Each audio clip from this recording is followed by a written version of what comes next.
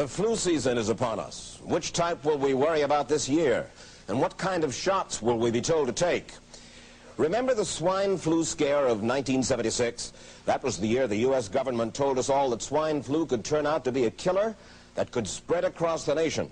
And Washington decided that every man, woman, and child in the nation should get a shot to prevent a nationwide outbreak, a pandemic.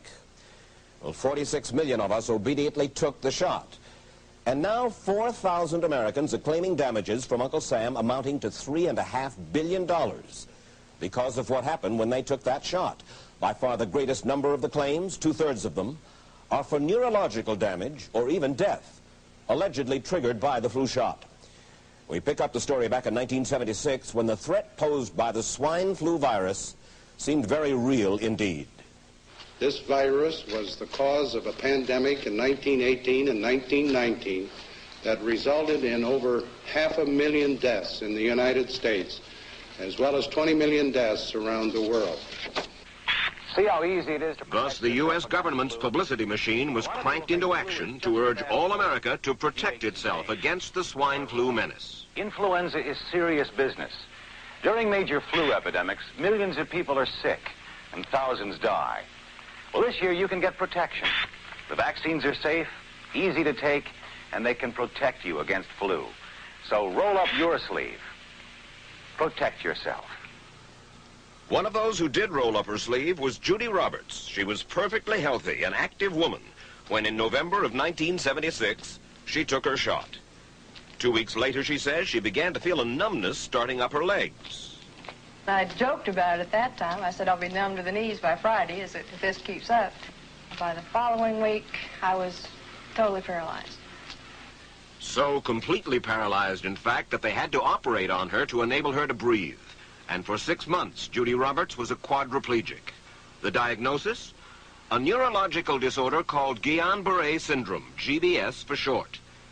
These neurological diseases are little understood. They affect people in different ways. As you can see in these home movies taken by a friend, Judy Roberts' paralysis confined her mostly to a wheelchair for over a year. But this disease can even kill. Indeed, there are 300 claims now pending from the families of GBS victims who died, allegedly as a result of the swine flu shot. In other GBS victims, the crippling effects diminish and all but disappear.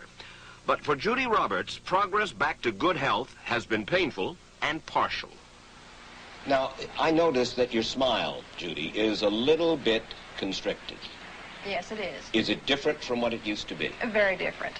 I have a greatly decreased mobility in my lips. And I can't drink through a straw on the right-hand side. I can't blow out birthday candles. I don't whistle anymore, for which my husband is grateful. It may be a little difficult for you to answer this question, but have you recovered as much as you are going to recover? Yes, this is it. So you will now have a legacy of braces on your legs for the rest of your life? Yes, the weakness in my hands will stay and the leg braces will stay.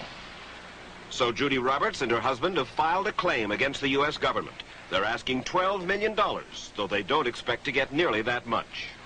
Judy, why did you take the flu shot? I'd never taken any other flu shots, but I felt like this was going to be a major epidemic. And the only way to prevent a major epidemic of a really deadly variety of flu was for everybody to be immunized. Where did this so-called deadly variety of flu, where did it first hit back in 1976? It began right here at Fort Dix in New Jersey in January of that year when a number of recruits began to complain of respiratory ailments, something like the common cold. An Army doctor here sent samples of their throat cultures to the New Jersey Public Health Lab to find out just what kind of bug was going around here. One of those samples was from a Private David Lewis who had left his sickbed to go on a forced march. Private Lewis had collapsed on that march, and his sergeant had revived him by mouth-to-mouth resuscitation. But the sergeant showed no signs of illness. A few days later, Private Lewis died. If this disease is so potentially fatal that it's going to kill a young, healthy man, a middle-aged school teacher doesn't have prayer.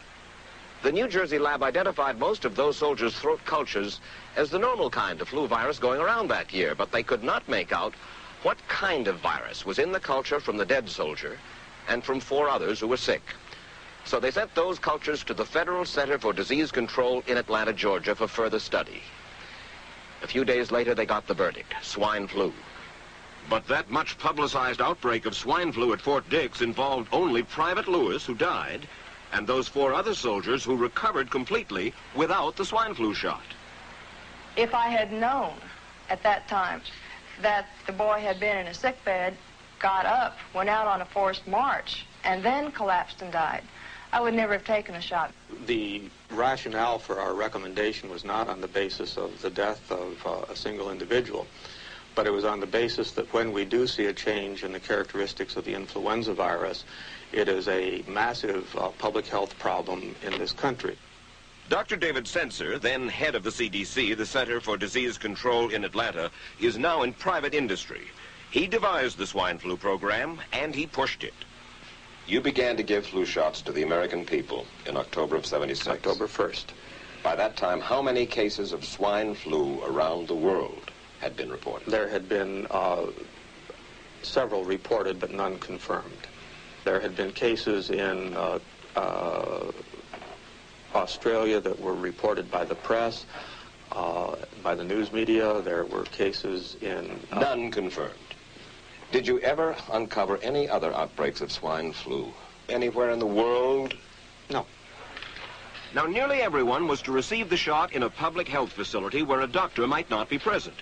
Therefore, it was up to the CDC to come up with some kind of official consent form, giving the public all the information it needed about the swine flu shot. This form stated that the swine flu vaccine had been tested. What it didn't say was that after those tests were completed, the scientists developed another vaccine, and that was the one given to most of the 46 million who took the shot. That vaccine was called X53A. Was X53A ever field tested? I can't say. I would have to... It wasn't.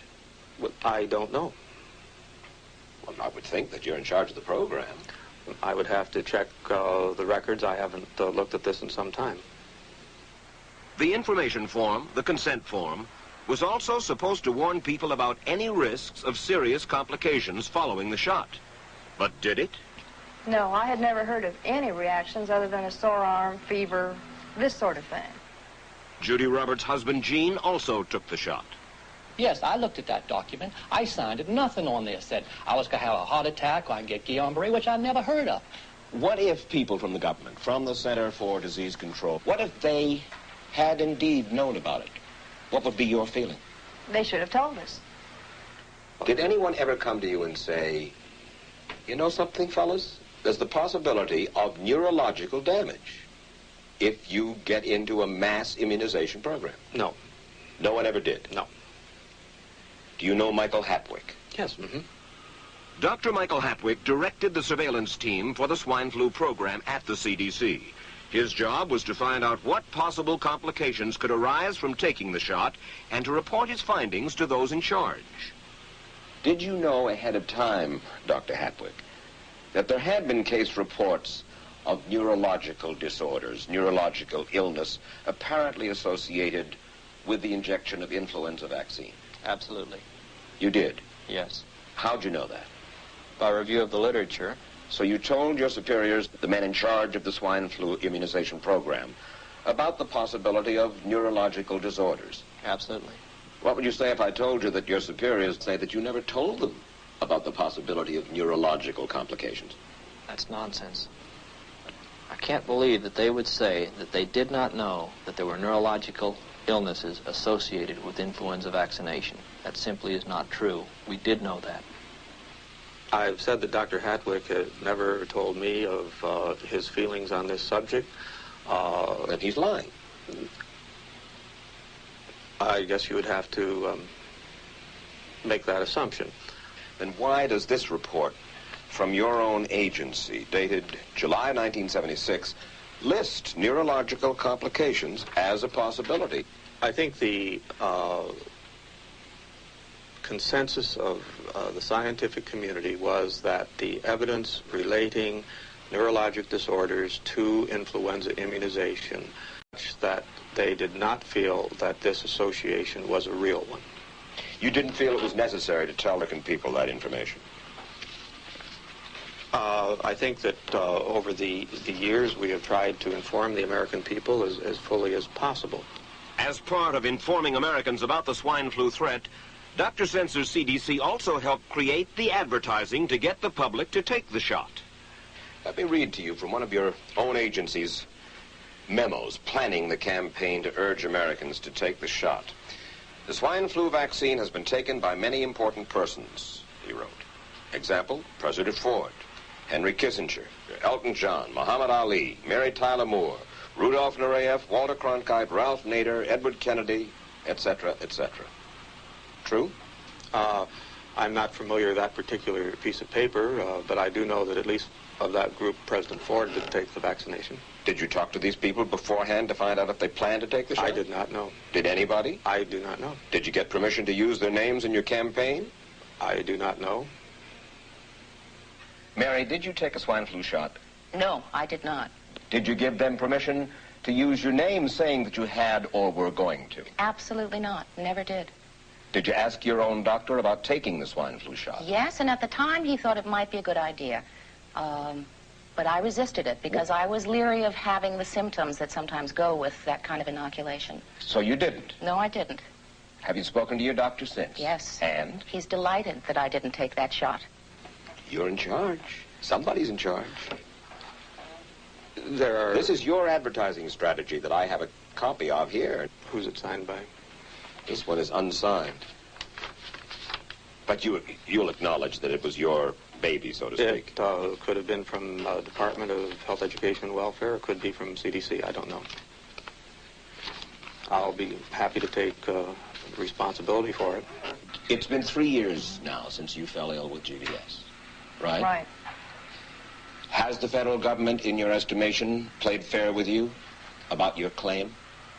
No, I don't think so. It seems to be dragging on and on and on, and really no end in sight that I can see at this point. With respect to the cases of Guillain-Barré, allegedly... Former Secretary of HEW Joseph Califano, too, was disturbed that there was no end in sight. So a year and a half ago, he promised that Uncle Sam would cut the bureaucratic red tape for victims suffering from GBS and would pay up quickly. We shouldn't hold them to an impossible or too difficult standard of proving that they were hurt. Even if we pay a few people a few $1,000s that might not have deserved it, I think justice requires that we promptly pay those people who do deserve it. Who's making the decision to be so hard-nosed about settling? Well, I assume the Justice Department is.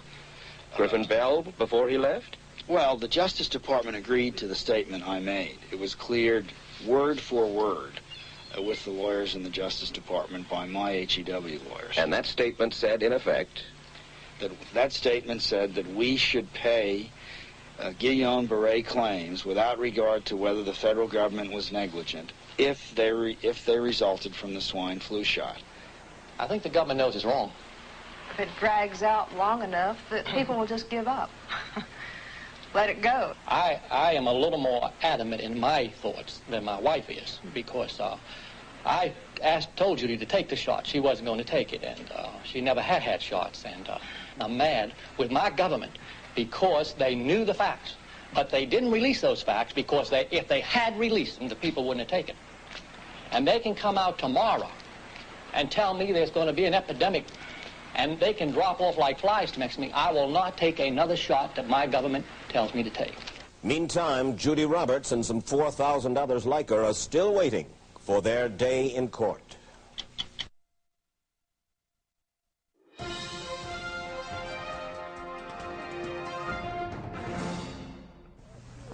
I don't need another flu shot. I had a flu shot last year. A swine flu epidemic may be coming. Swine flu shot? Well, I don't know. I've been thinking about it. It could make you very sick. Swine flu? Man, I'm too fast today to catch me. You'll want to be protected. I'm the healthiest 55-year-old you ever seen. Hey, I play golf every weekend. Get a shot of protection. The swine flu shot.